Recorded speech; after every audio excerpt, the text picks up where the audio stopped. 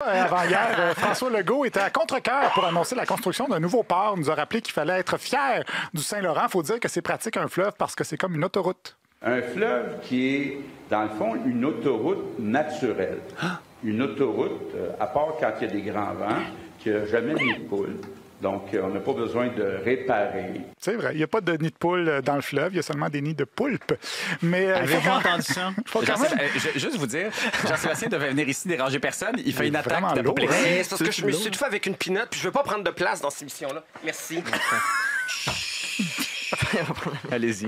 Ah ben c'est ça, il peut quand même y avoir des récifs dans le fleuve Saint-Laurent. Je vous suggère le documentaire Titanic avec Leonardo DiCaprio pour en savoir davantage. Et on dit que c'est l'un d'ailleurs des cours d'eau les plus difficiles à naviguer au monde à cause des écueils. Mais il n'y a pas de nid de poule, effectivement, contrairement à la rue Papineau qui, elle, est considérée comme la plus difficile à rouler dessus au monde. C'est l'enfer. Ah, vous devez être fâché contre l'administration Je suis en colère. Très bien. Oui.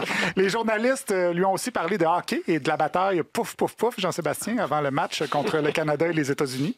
Pour ce qui est des deux batailles des deux frères Tkachuk, je trouvais ça un petit peu honteux. Là, parce que je comprends, je suis pas contre les batailles, mais quand on veut se venger d'un coup vicieux, ça peut être une bonne idée. Mais quand la partie n'est même pas commencée, là, je trouve que c'est pas ça le hockey. Là.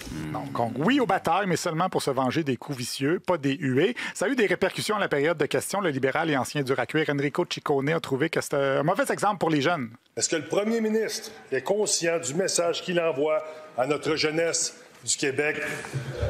C'est irresponsable, Monsieur le premier ministre. Bon, là, les gens rient parce qu'on n'entend pas bien, mais François Legault crie hors micro « T'aurais pas eu de carrière sans les batailles. » Ce qui est assez drôle. Oui. Il a répété sa petite pointe par la suite. Il y a beaucoup de spécialistes qui disent s'il n'y avait pas de bataille, il y aurait beaucoup de coups vicieux. Bien, Madame la Présidente, je pense que ça n'a pas sa place, qu'on a vu avec les deux frères Tkachuk. Comme ça n'avait pas sa place, le rôle que jouait le député de Marquette quand il jouait au hockey. Bon, je pense pas en passant qu'il y a des spécialistes qui croient vraiment ça, que ça empêche les coups vicieux, les batailles, à moins de considérer Gilbert Delorme et Georges Larac comme des spécialistes. C'est aussi scientifique que de dire que les grosses fesses rendent intelligents. Pour rester dans le hockey... Ben oui. Pour rester dans le hockey, vous savez, François Legault, des fois, pour pas répondre aux questions des journalistes, il parle du Canadien, puis c'est pas vraiment approprié. Ben, il y a une nouvelle technique hier pour éviter les questions. Il mange un bonbon. Est-ce que vous allez nommer un émissaire du Québec? Émissaire du Québec, c'est pour quand? Est-ce qu'il y en a un qui va être nommé? Vous le nommez, votre émissaire? Il est bon, votre bonbon? Oui, c'est ça. Il aurait bien répondu, mais il y avait un bonbon dans la gueule. Geneviève Guilbeault, elle est allée parler du troisième lien au FM 93 parce que le gouvernement organise des séances d'information publique pour expliquer le projet à la population.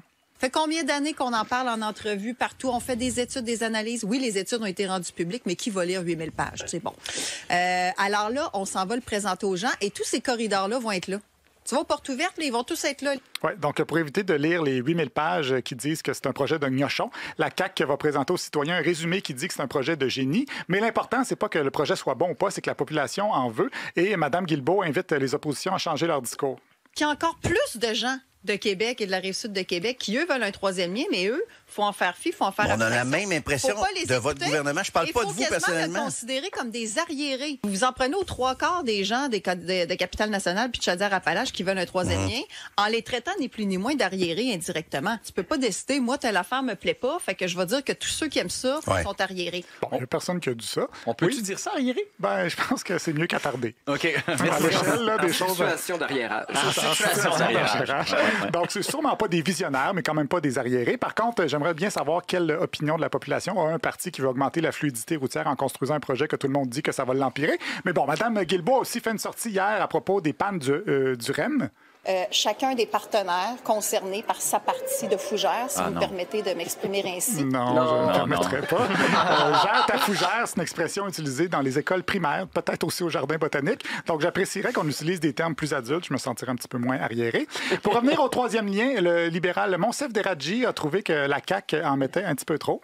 On est passé du plus grand tunnelier au monde au plus grand pas au monde. Et en lisant l'article aujourd'hui de Radio-Can, j'avais juste en tête la grande Ginette Renault. Renault? Qui chantait un peu plus haut, un peu plus loin. Pas l'air de trop connaître Ginette. Il est obligé de regarder sur sa feuille. C'est un peu plus quoi, déjà? Une dernière que vous allez apprécier, Mme Gentilcorps. Marc Tanguay, à propos de la souveraineté. Le Québec indépendant. À toutes les fois que j'entends ça, là, je vois un troupeau de licornes sauter les clôtures puis gambader. Le Québec indépendant serait plus fort, chers amis, qu'un Canada fort. J'aime qu'il a mimé les licornes qui gambadent avec sa main. Mais s'il voit des licornes, c'est pas juste le Québec et le Canada qui sont forts, c'est peut-être aussi le moche. Ah, franchement!